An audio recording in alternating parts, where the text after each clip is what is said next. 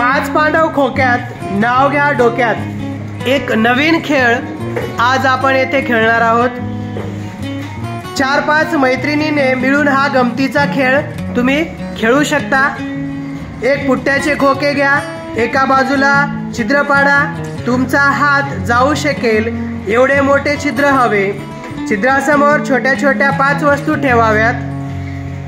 उदाहरणार्थ खोडरबर, एखादे नाणे, पेन्सिलीचा तुकडा, छोटासा खडा, चिंचोका अशा वस्तू असाव्यात। ज्याच्यावर राज्य आहे त्या खेळाडूने छिद्रात हात घालून एक वस्तू हातात घ्यावी, स्पर्श करून ती ओळखावी, तिचे नाव सांगावे, नंतर ती वस्तू बाहेर काढून सर्वांना दाखवावी। तर या खेळाचे अशा प्रकारे नियम आहेत। तर आता या मुली तुमच्या समोर हा खेळ खेळून दाखवणार आहेत। सुरू करा। तर